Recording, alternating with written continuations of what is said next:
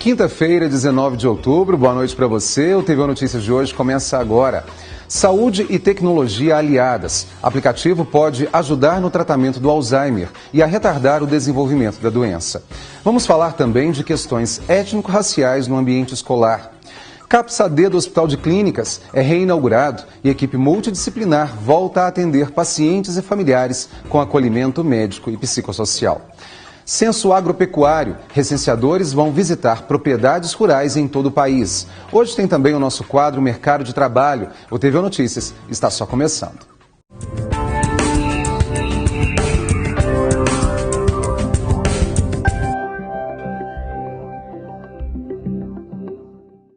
A gente começa falando de saúde. Pesquisadores da Universidade Federal de Uberlândia criaram um aplicativo para pessoas que têm Alzheimer e também para os cuidadores e familiares do paciente. A ideia é ajudar no tratamento e retardar o desenvolvimento da doença.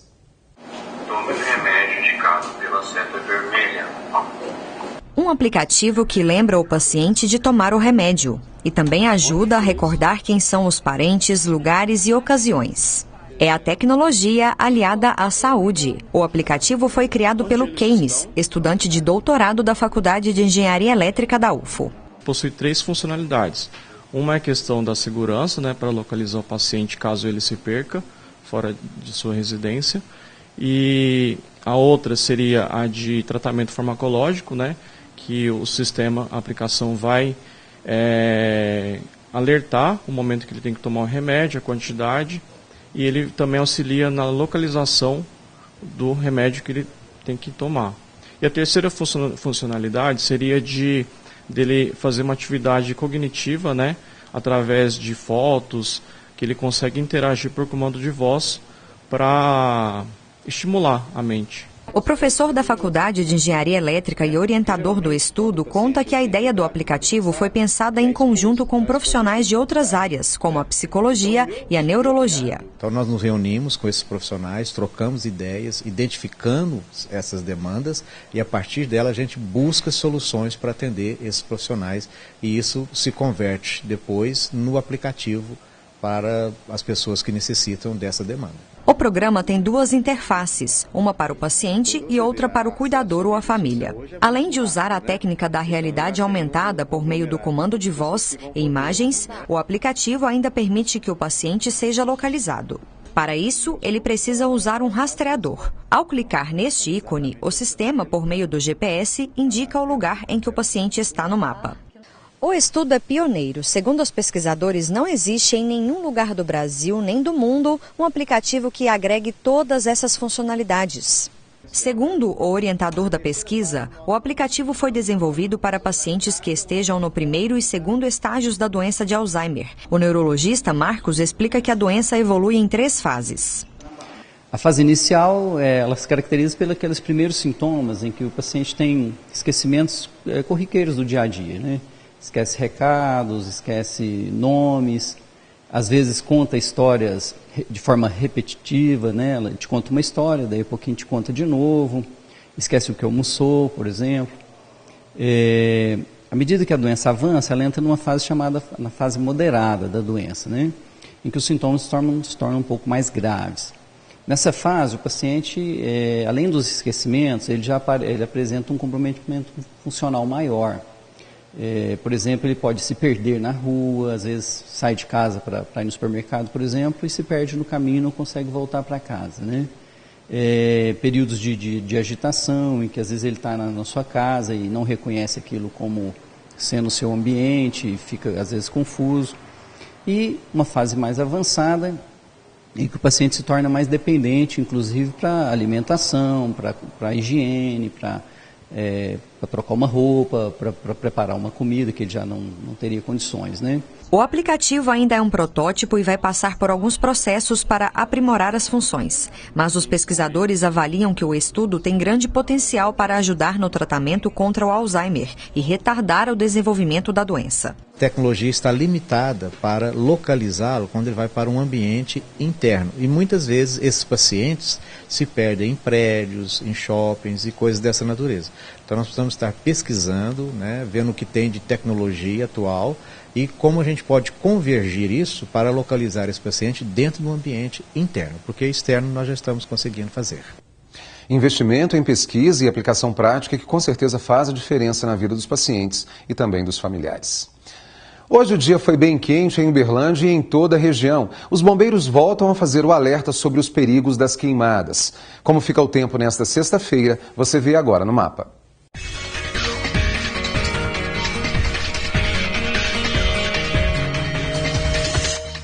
Em Uberlândia, altas temperaturas já pela manhã, 21 graus. A máxima será de 35 no meio da tarde e não há previsão de chuva.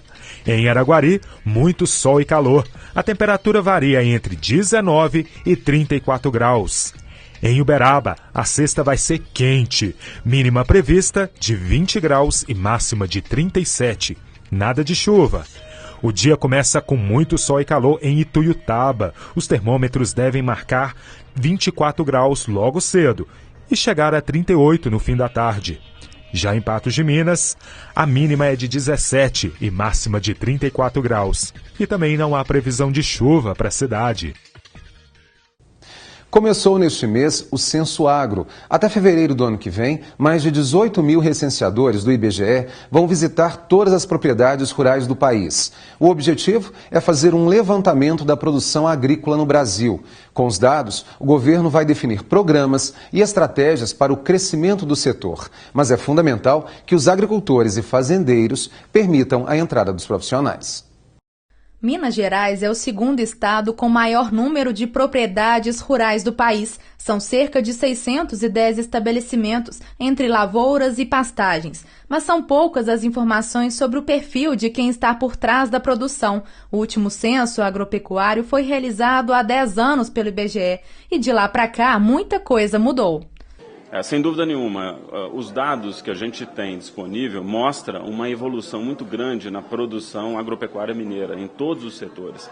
Uma evolução de produtividade, de produção, mas a gente gostaria de ver isso justamente no censo agropecuário, porque é o levantamento mais completo, onde a gente tem de todas as propriedades, de toda a estrutura, e isso é que vai permitir que a gente realmente ataque a política pública, possa fazer o seu papel onde deve ser feito. O censo vai revelar a nova cara da produção agropecuária no Brasil. Foram investidos 780 milhões para a pesquisa. Cada produtor vai receber um recenseador em casa e deve responder em média 42 perguntas. Só assim será possível traçar um perfil mais detalhado da produção e das famílias que vivem no campo. O questionário, basicamente, ele tem duas informações. Uma que é estrutural, que é na data de referência, a área do estabelecimento, condição do produtor em relação às terras, uso das terras, que tipo de infraestrutura tem, quantos animais, o que produziu. E durante o período de referência, que são os 12 meses para trás, o que produziu em termos de produção vegetal, o que produziu em termos de produção animal, quanto gastou para produzir, que tipo de insumos aplicou. Então, basicamente, é um levantamento estrutural da atividade. Em Minas, cerca de 2.000 recenseadores já estão em campo e em 2 semanas, 40 mil questionários já foram preenchidos. As visitas não são agendadas, mas é possível confirmar a identidade do profissional por meio do crachá. Eles também devem estar usando boné e colete do IBGE. A entrevista dura em média 40 minutos e as respostas são registradas em um smartphone que também registra o local exato da propriedade. Os resultados serão usados em pesquisas que vão ajudar a definir políticas voltadas para o setor pelos próximos 10 anos. O IBGE colhe a informação com os informantes, trata essas informações e divulga em termos de estatística. E os pesquisadores vão pegar essas estatísticas, vão analisar as estatísticas e propor diagnóstico. E os diagnósticos podem ser propostos remédios, que esses remédios são o quê? São políticas públicas que venham a atender àquela população fotografada na entrevista. Nós temos um estado que ele tem regiões muito desenvolvidas, com grande produtividade, com grande avanço, e regiões mais subdesenvolvidas, né? Quer dizer, com um desenvolvimento muito aquém do que poderia ser. E a gente precisa justamente dessas informações para que a gente possa verificar o que realmente está avançando e aonde a gente pode melhorar ainda mais esse setor tão importante. O produtor rural que tiver qualquer dúvida sobre o Censo Agro pode ligar para o número 0800 721 8181. E depois do intervalo tem o nosso quadro Mercado de Trabalho. E mais, vamos falar de questões étnico-raciais no ambiente escolar. O TV Notícias faz um rápido intervalo e volta já.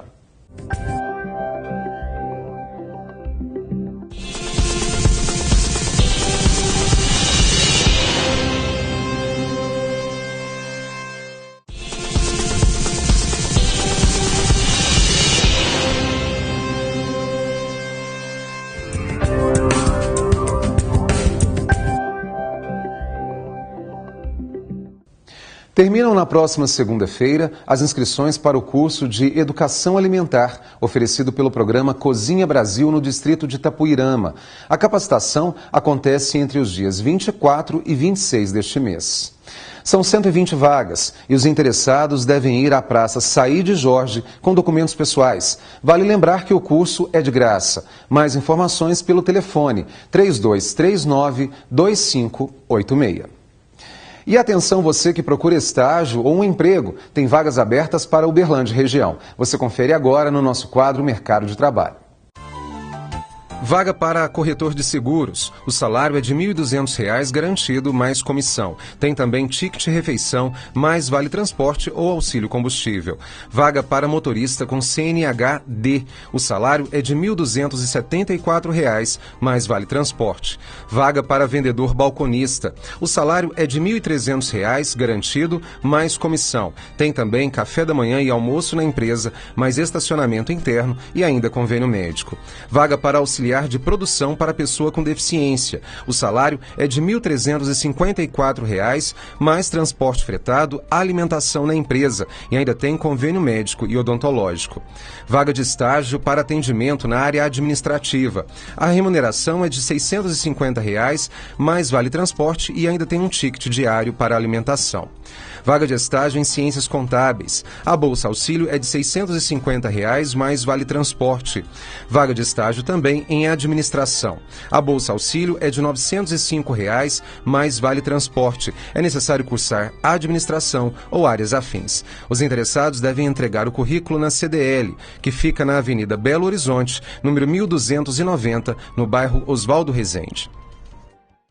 E agora a gente vai falar de questões étnico-raciais no ambiente escolar. Como trazer abordagens em relação ao tema, principalmente vinculadas ao ensino de história. Em Uberlândia, uma escola municipal tem dado exemplos. Os alunos desenvolvem várias atividades. E o que é discutido e aprendido em sala é também multiplicado, inclusive fora dos portões da escola. Eu recebo aqui no estúdio a professora de História e pesquisadora Rosiane de Oliveira Abreu. Professora, muito obrigado pela presença. Quando a gente fala de introduzir o assunto no ensino de história, é quase que sim uma obrigação, até porque nós temos oportunidade para isso, né? O próprio ensino de história permite isso, mas depende muito também da liberdade que a própria professora coloca no ensino e aprendizagem, nesse caso, não é mesmo? É verdade. Ao longo, né, da minha profissão, são 20 anos quase, dando aula de história, e sempre preocupada em investigar, em conhecer um pouco mais sobre a didática da história, as maneiras melhores de abordar determinado tema, é que a gente vai desenvolvendo algumas técnicas, uma prática que seja mais próxima da realidade do aluno, da vivência, para garantir um diálogo melhor com esse aluno.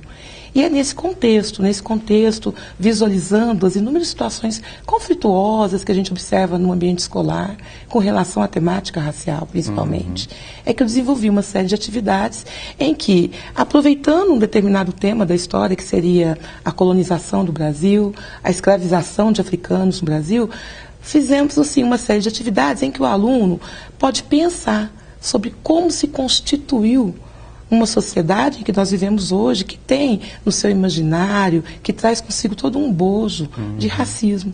Então ele pode pensar a partir, inclusive, da sua vivência, das experiências que ele traz e do que ele vivencia e observa no cotidiano. É uma tentativa de fazer aquela ligação passado e presente, mostrar que a história ela é viva. E você busca no passado explicações para o seu cotidiano. E esse investimento já com tão jovens, né, que são pré-adolescentes, principalmente, crianças em algumas situações também. É interessante isso, porque eles também funcionam como agentes multiplicadores, né? Eles aprendem em sala, mas eles vão multiplicar em casa, nas tribos, né, na linguagem deles. Sem dúvida. Eu acho que, assim, o grande papel, eu penso, né, que o grande papel, meu papel enquanto professora, é provocá-los a pensar sobre, a questionar, a analisar a realidade. E quando ele faz isso, ele leva para casa. Ele pergunta para o pai, ele questiona a mãe, será? Mas por quê? E eu acho que isso é o mais importante, porque esse pensar historicamente é fundamental para a vida dele. É o que dá sentido ao aprendizado. Quando você tem um aprendizado significativo, ele de fato traz resultados para a vida. É o que eu gostaria de pensar que estou fazendo com os meus alunos. A gente sabe que na escola não tem jeito. Tem a prova, tem os trabalhos, tem as avaliações, tem a nota. Mas também pode ter ações mais lúdicas que envolvam esse tema também. Quer dizer, eles podem promover gincanas, brincadeiras, algo mais atrativo para eles também e que tem um processo de aprendizagem muito significativo. Sem dúvida. Eu penso que essa questão da avaliação também merece uma reflexão.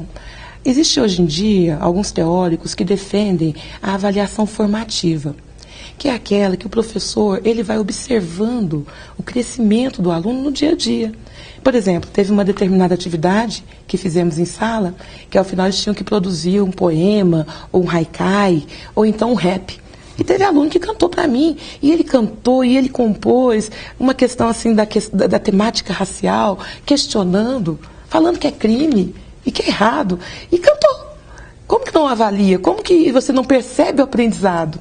Então, é nesse sentido que nós temos que refletir sobre a avaliação. É claro que existe uma necessidade de nota burocrática, mas o professor tem como lidar com isso e, ao mesmo tempo, valorizar todo o crescimento que esse aluno tem ao longo do aprendizado cotidiano. Que bom. Rosane, só para a gente fechar, as atividades elas não ficam presas só no ambiente escolar também, né? Muitas delas acontecem às vezes fora, palestras, a sua própria experiência pode ser multiplicada também em outras situações, não é mesmo? Esse trabalho, todas essas atividades que foram desenvolvidas, acabaram sendo utilizadas por mim numa dissertação que eu defendi recentemente, no mestrado, e está à disposição de todos, não é? A ideia é sempre contribuir para que a gente possa juntos ter um ambiente escolar que de fato favoreça tanto os alunos, os estudantes, como o profissional. E que ele veja-se assim, inserido naquele conhecimento, né? Como uma pessoa atuante. O seu conhecimento tem que ser valorizado. Então a ideia é essa. Fundamental, Rosiane. Olha que bom, parabéns pela iniciativa e pelo projeto. A gente sabe que dá um resultado muito grande, principalmente para quem está ligado à área de comunicação e educação, a gente sabe valorizar muito. Obrigada, parabéns. Clara. Muito obrigado mais uma vez. E depois do intervalo, CAPS AD do Hospital de Clínicas é reinaugurado e a equipe multidisciplinar volta a atender pacientes e familiares com acolhimento médico e psicossocial. Tem muito mais, o TV Notícias faz um rápido intervalo e volta já.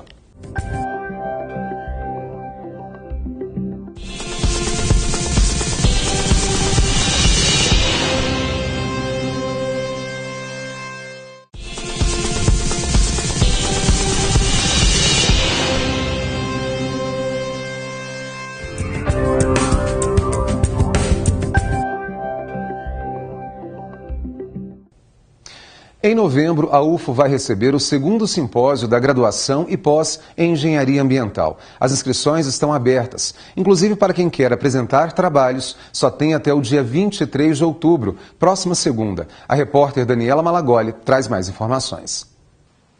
Oi, Flávio. Pois é isso mesmo. Eu vou conversar com Simone Braga, que é pós-doutoranda em qualidade ambiental, que quer dar mais detalhes sobre a proposta desse evento.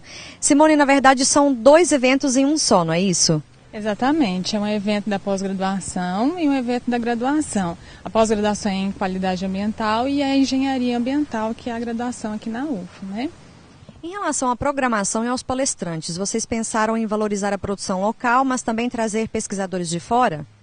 Isso, nós teremos palestrantes e participantes de mesa redonda aqui da região, né? Não só de Uberlândia, como da região também. Mas nós vamos ter também palestrantes de Curitiba, Belo Horizonte, São Paulo. Então a gente tentou mesclar bastante esse evento com outros palestrantes de fora para trazer uma visão diferente, né, que a gente ainda não tem, né? Que novidade. Em relação às inscrições, como que vai funcionar? Conta pra gente. As inscrições já estão abertas, elas já vão até o dia 23 para submissão de trabalho. E a partir disso, nós teremos inscrições até o dia do evento, para participantes, né, ouvintes. Ok, muito obrigada pelas informações. E só lembrando, inscrições para quem tem interesse em apresentar trabalho até o dia 23 de outubro e para ouvinte até dia 27 de novembro. Voltamos ao estúdio. Obrigado, Daniela. Hoje foi reinaugurado o CAPS-AD do Hospital de Clínicas da UFO. A equipe multiprofissional volta a atender pacientes e familiares com acolhimento e também atendimento médico e psicossocial.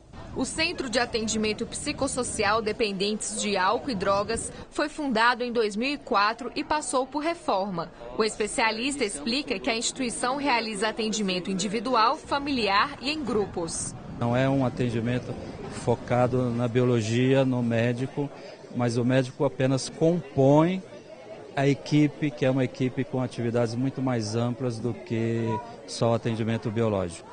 As obras de melhoria na infraestrutura custaram aproximadamente R$700 mil. Essas obras foram implementadas e a partir de agora, pelo projeto apresentado, é possível que o CAPS seja enquadrado como CAPS 3. Por mês, o CAPS-AD atende em média 300 a 400 pessoas. Com a reinauguração, vai ser possível entregar 10 novos leitos. Você pode mantê-lo nessa unidade, onde ele fica afastado daquele ambiente que é muito propício para ele poder continuar utilizando as drogas. Então você tira aquele período de crise, daquela primeira abstinência. Às vezes ele não tem uma condição social adequadamente acolhedora, que ele possa encontrar condições de superar aquela dependência. Então aqui seria um espaço onde a pessoa poderia utilizar como uma base para que ele possa sequenciar o tratamento. Segundo o diretor-geral, o próximo passo é investir em mobiliário e equipe. O CAPS-AD UFO conta com uma equipe multidisciplinar, um total de 36 colaboradores da UFO, FAEPO e terceirizados. Aqueles pacientes que estão em crises referente a álcool e drogas, às dependências químicas, aqueles mais graves que geralmente são atendidos, né, no hospital de clínicas, eles são direcionados para que possa ser sequenciado o tratamento. Mas isso não impossibilita do funcionamento como rede. As unidades básicas de saúde ou as UBSFs, né, elas possam estar identificando pacientes que precisariam de serem direcionados para cá para que recebesse o tratamento e assim conseguir a solução. A nova infraestrutura simboliza o começo de uma nova etapa e uma conquista para a universidade e população. A história tem mostrado o desempenho além da expectativa e agora com essa comemoração que não é só simbólica. A edificação renovada, o entusiasmo, os profissionais motivados, portanto a expectativa da universidade é melhor e ilimitada. O CAPS-AD fica na rua Genarino Casabona, número 826, no bairro Luizote de Freitas. O TV Notícias de hoje fica por aqui. A seguir tem mais informações no Jornal Minas, segunda edição. Boa noite para você e até amanhã.